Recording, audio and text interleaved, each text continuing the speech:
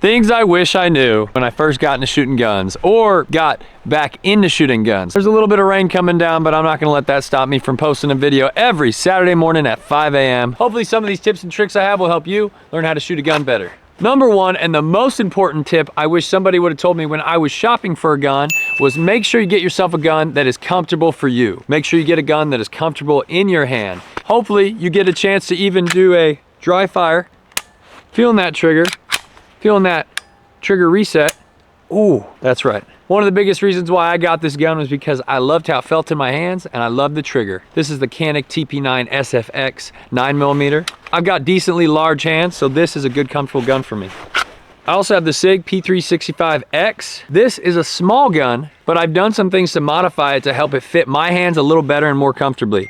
Like this magazine funnel here. An extended magazine also is a lot easier for me to grab compared to the more flush mounted magazine this gun originally came with. Same for this Walther PDP. Also, getting a feel for this gun and this trigger, that's what sold me on this. I really knew I had to have this gun once I felt it and once I felt the trigger. Make sure when you get a gun, it fits you and it fits your hands well. Number two, let's talk about ammo. Ammo is something important no one told me. I didn't realize that ammo's cheap because sometimes it's also not that good of ammo. Sometimes cheap ammo can be good on the bank, but it can be bad for your gun. It can be dirty ammo. Sometimes you could be buying ammo that you can't always reload if that's something you're interested in doing. You could buy poor ammo that kills your confidence. Ammo that makes it to where your gun jams up a lot or gets dirty a lot quicker so your gun is not shooting at its best. And that can definitely disappoint a shooter and make you think you're the problem when in reality it's just cheap ammo. Make sure you get yourself some good ammo to start and test out your gun so you get a good feel of what your gun is capable of with good ammunition. I definitely myself love to use Blazer Brass. It's budget friendly, yet it's still good ammo. I don't have any complaints about it. Definitely do some research and find out yourself what is some good quality ammo for that type of gun and that caliber of gun that you have. Next up, you're gonna wanna get yourself a good pair of eyes and ears. Yes, that is right, eye protection and hearing protection. Sure, you can just get the standard pieces of foam that go in your ear, and that's a good start. But once you get more and more into shooting, you'll start to realize there is some nicer options out there that do benefit you, the shooter, and help you in a lot of different ways. For example, these Walkers here, they're an electronic earmuff. They have a little speaker and microphone on it. I can turn them on and I can hear what's going on around me, but then when I start to shoot, it has a decibel reader that cuts out when a frequency reaches a certain decibel. Like if I'm wearing these and we're talking and then I start clapping or snapping my fingers or shooting, it'll all cut out and then it'll muffle and protect my hearing. These are great, but more so when you're using handgun. If you're doing any form of rifle training, sometimes this will get in the way. Testing out and finding out what's gonna work out the best for you.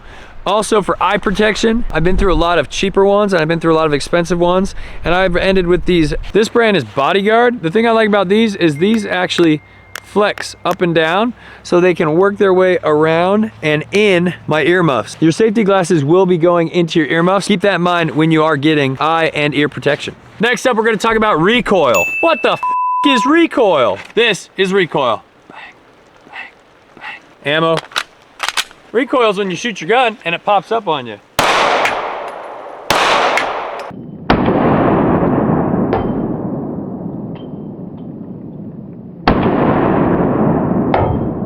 Depending on the size of handgun will depend on how much recoil you have.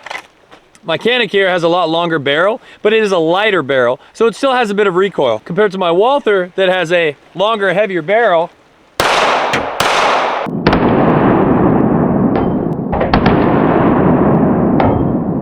My Walther actually has a slightly shorter barrel, but it's definitely got a heavier light on the front, and it's an all-around heavier gun, a heavier slide. If we look at the SIG P365X, this is a tiny little guy.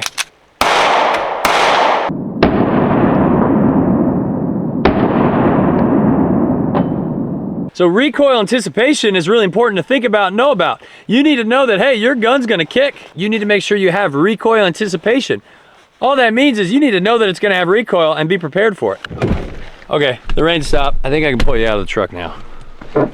Next, we're gonna talk about trigger finger placement. What that means is that when you grab your gun and you put your finger in, making sure you're not in too far or not far enough, but just right. I personally like to use right at the crease of my finger. where I still have my fingertip, but I haven't totally gotten into my knuckle yet. If you want to be an accurate shooter, you need to really focus on where you put your finger on the trigger and then how symmetrical you are when squeezing your trigger. Pulling your trigger back into you. Are you doing quick squeezes to the left, or are you not in enough? Barely jolting to the right every time you pull the trigger. One more time, is your trigger finger too far? Is it not far enough? Or is it just getting you a straight and clear shot every time? And the last point I want to talk about is shoot, shoot, shoot, controlled. Making sure that you're shooting often. Going out and shooting. When you do go shoot, get your shots in. Just like in a sport, if you need to work on your free throw, then you need to focus on that and work on your free throw over and over and over and over and over again. And lastly, I want to leave you with a challenge. Before I got into shooting, I wish someone would have told me,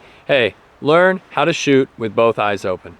That's something that was not ever taught or pushed to me as a kid. It's an old habit that I have of shooting with one eye closed that I'm trying to fix. So get out to the shooting range as much as you can. Be diligent and practice safety measures.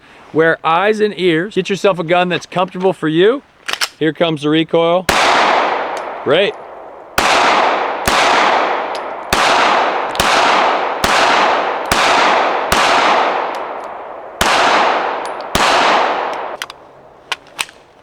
These tips won't make you an amazing shooter. They won't make you the next John Wick, but they should help you on your path into becoming a better, more safer, and more accurate shooter.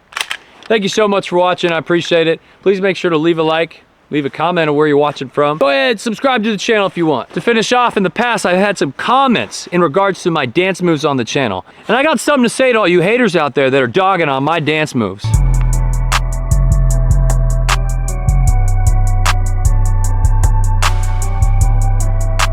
And lows.